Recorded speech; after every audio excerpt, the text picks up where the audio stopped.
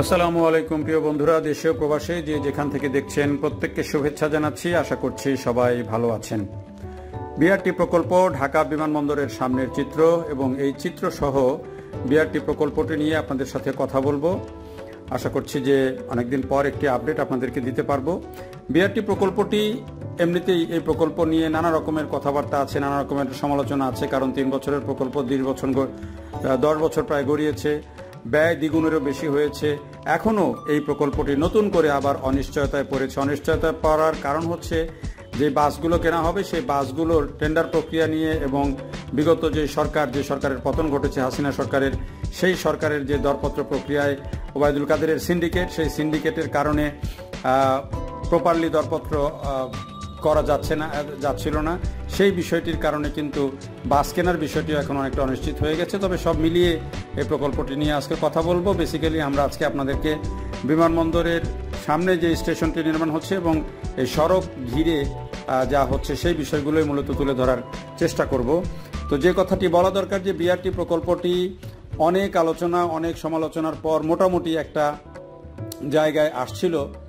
মোটামুটি যেই রাস্তা যেই ফ্রি করে দেওয়ার কাজটি, রাস্তার নিচের দিকে যে ঢালাইয়ের কাজটি সেটি হয়েছে, 7টি ফ্লাইওভার খুলে দেওয়া হয়েছে এবং এই ফ্লাইওভারগুলো খুলে দেওয়ার কারণে এবং রাস্তা ঢালাই হওয়ার কারণে, রাস্তা ফ্রি করে দেওয়ার কারণে এখন মোটামুটি গাড়ি চলছে, কোনো সমস্যা নেই। স্টেশনগুলো অবকাঠামো মোটামুটি দাঁড়িয়েছে। স্টেশনের জন্য যে ধরনের ইনফ্রাস্ট্রাকচার ডেভেলপ করা দরকার, যে ধরনের যন্ত্রপাতি ক্রয় করা দরকার, বিশেষ করে এসকেলেটর, লিফট, সিঁড়ি তৈরির কাজ, সেগুলো কিন্তু এই 25টা স্টেশন যে হবে সেই স্টেশনগুলোর মোটামুটি কাজ কিন্তু হয়ে গেছে। প্রত্যেকটা স্টেশনের কিন্তু যেই স্টেশন রুম যেগুলো হবে, স্টেশন অফিস যেগুলো হবে, সেগুলো মোটামুটি কাজ চলছে। তবে কাজের গতি খুবই ধীর ছিল, সেই অভিযোগটা আছে। এর মধ্যেই আবার ছাত্র আন্দোলনের পরে সেই কাজের গতিতে কিন্তু আবার একেবারে স্থবির হয়ে গেছে। কাজ এখন বলা যায় একেবারে বন্ধ। এই যে আমি যে স্টেশনটি আপনাদেরকে দেখাচ্ছি, এটি হচ্ছে বিমানবন্দরের সামনের যে স্টেশন, যেই স্টেশন থেকে মূলত গাড়িগুলো ঘুরবে। অর্থাৎ এটি বিমানবন্দর থেকে শুরু হয়ে যেহেতু জয়দেবপুর পর্যন্ত যাবে এবং জয়দেবপুর থেকে ঘুরে আবার এই বিমানবন্দরে আসবে। সময়টুকু হচ্ছে 20 মিনিট, 20.5 কিলোমিটার রাস্তা 20 মিনিটে ভ্রমণ করবে মানুষ বাসে চড়ে, শীতাতপ নিয়ন্ত্রিত বাসে চড়ে। সেই স্বপ্ন নিয়ে, সেই লক্ষ্য নিয়েই কিন্তু এই বিআরটি প্রকল্পটি হাতে নেওয়া হয়েছিল। সময় ছিল 3 বছর, সেই সময় 10 বছর পার হয়ে যাচ্ছে প্রায়। 2013 সালে এটি প্রথম ভিত্তি স্থাপন করা হয়। সেই হিসাবে আপনারা বুঝতে পারছেন যে কত সময় লাগছে। দফায় দফায় সময় বেড়েছে, খরচ বেড়েছে, মানুষের ভোগান্তি বছরের পর বছর বেড়েছে। এই যে এটি হচ্ছে মূল যেই এই স্টেশনটি এয়ারপোর্ট এরিয়াতে যেখানে বাসগুলো ঘুরবে। এই যে দেখেন, এরকম আধুনিক বাস হবে, এরকম আধুনিক ব্যবস্থাপনা থাকবে।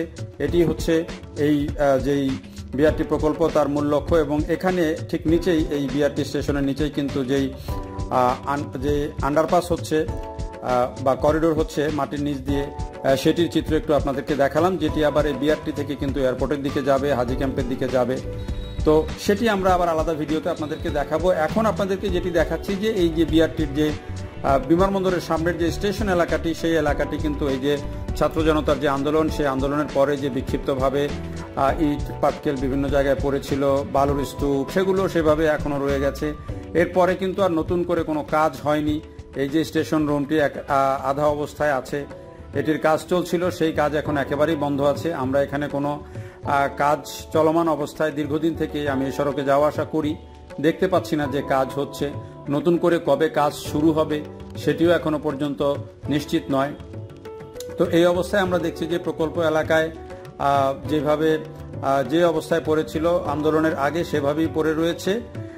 নতুন করে যেটি জটিলতা সেটি হচ্ছে বাস ক্রয় সংক্রান্ত একটি জটিলতাও তৈরি হয়েছে। আমরা এটি নিয়ে একটু পরে কথা বলছি। এই যে প্রকল্প এলাকা, এখানে দেখেন ওই যে বালুর স্তূপ ছিল, পড়েছিল, সেভাবেই আছে। এখন শুধু আমরা দেখছি যে প্রকল্পে 2-3 জন সিকিউরিটি, তারা শুধুই স্টেশন এলাকাটি সিকিউরিটি দেখভাল করছেন।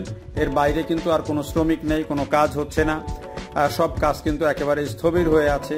ফলে বিআরটি প্রকল্পটি এখন এই যে নতুন অন্তর্বর্তী সরকার এসেছেন, তারা যতক্ষণ দৃষ্টি না দিচ্ছেন, যতক্ষণ পর্যন্ত এটাতে হাত না দিচ্ছেন, ততক্ষণ পর্যন্ত কিন্তু এটির কাজ নতুন করে গতি পাবে না।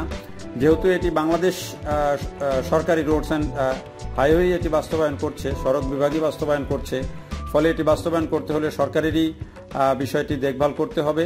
তো যেহেতু নানান দিক নিয়ে সরকার এখন ব্যস্ত আছে, ফলে এই প্রকল্পটি আমরা দেখছি যে যোগাযোগ উপদেষ্টা তিনি বিভিন্ন প্রকল্পে যাচ্ছেন, ঘুরে দেখছেন। মেট্রো রেলের মধ্যে চালু হয়ে গেছে এবং তিনি পদ্মা সেতু প্রকল্প ঘুরছেন। পাশাপাশি এখন এই যে বিআরটি প্রকল্পটিও হয়তো তিনি ঘুরে দেখে এটি কত দ্রুত কাজ শুরু করা যায় বা কত দ্রুত শেষ করা যায় সেই বিষয়টিও নিশ্চয়ই দেখভাল করবেন। কিন্তু আপাতত আমরা দেখছি যে প্রকল্পের কাজ কিন্তু এক ধরনের স্থবির হয়ে আছে। তো এই যে আন্দোলনের সময় আমরা দেখেছি যে এখানে দেখানো যে গ্রাফিতি হয়েছে, এই যে এখানে যে দুটি অ্যালাইনমেন্ট বা দুটি ওভারপাস যে হয়েছে এই প্রকল্পে, বিমানবন্দরের সামনে যে দুটি ওভারপাস হয়েছে বা ফ্লাইওভার যেটি বলি, সেটির মাঝখান দিয়ে আমরা যাচ্ছি। এই ফাঁকে আপনাদেরকে বলি যে নতুন যে জটিলতাটি হয়েছে যে এখানে এই প্রকল্পে 137টি বাস কেনার কথা, যে বাসগুলো অত্যাধুনিক মানের হবে, শীতাতপ নিয়ন্ত্রিত এবং এই বাসগুলো উন্নত মানের হবে। এটি প্রকল্পের যারা কর্মকর্তা, প্রকল্প সংশ্লিষ্ট যারা, তারা এটি নির্ধারণ করেছিলেন। যেহেতু প্রকল্পটি একটি স্ট্যান্ডার্ড প্রকল্প বলা হচ্ছে এবং এটি সেবার মানের দিক থেকে অনেক উন্নত হবে, কিন্তু একটি অভিযোগ সাম্প্রতিককালে এসেছে যে এই প্রকল্পের বাস কেনার ক্ষেত্রে যে টেন্ডার প্রক্রিয়া, সেই টেন্ডার প্রক্রিয়ায় একটি সিন্ডিকেট কাজ করছিল, যেটি যেই বিগত সরকার, শেখ হাসিনা সরকারের যোগাযোগ মন্ত্রী, সেতুমন্ত্রী ওবায়দুল কাদের, তার একটি সিন্ডিকেট এখানে কাজ করছিল এবং সেই সিন্ডিকেট চাচ্ছিল যে কাজটি পেতে এবং কম দামে এখানে চাইনিজ বাস এখানে ঢোকাতে চেয়েছিল, গণমাধ্যমের বিভিন্ন খবরে যেটি আসছে। কিন্তু প্রকল্পের অনেক কর্মকর্তা এটির সাথে দ্বিমত করেন এবং তারা ইউরোপ থেকে বা কোরিয়া থেকে উন্নত মানের বাস আনতে চেয়েছিলেন।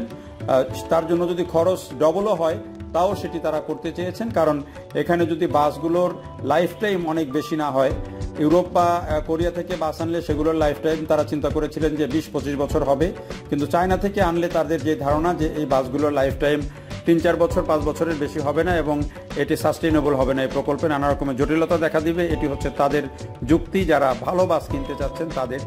তো সেটি নিয়ে জটিলতা কাটেনি, ফলে টেন্ডার প্রক্রিয়া সম্পূর্ণ হয়নি এবং বাস কিনা নিয়ে অনিশ্চয়তা আছে। কাজ তো এখনো পুরোপুরি শেষ হয়নি, আবার বাস কিনা নিয়েও একটা অনিশ্চয়তা তৈরি হয়েছে। ফলে এটি কত দ্রুততার সাথে এই বাস কিনে প্রকল্পটি শেষ করে এটির এই যে মহাসড়কের মধ্যে একটি দীর্ঘদিনের যে প্রকল্প এভাবে আছে, সেটি কবে নাগাদ শেষ হয়ে মানুষ স্বস্তি পায়, সেটি কিন্তু একটা বড় প্রশ্ন এবং সেই প্রশ্নের উত্তর আসলে পাওয়া যাবে খুব দ্রুতই। হয়তো নতুন সরকার এটির দিকে দৃষ্টি দিবেন, উপদেষ্টা এটি পরিদর্শন করবেন, পরিদর্শন করে একটা সিদ্ধান্তে আসা দরকার, যাতে করে এই বিআরটি প্রকল্পটি আর দীর্ঘায়িত না হয়।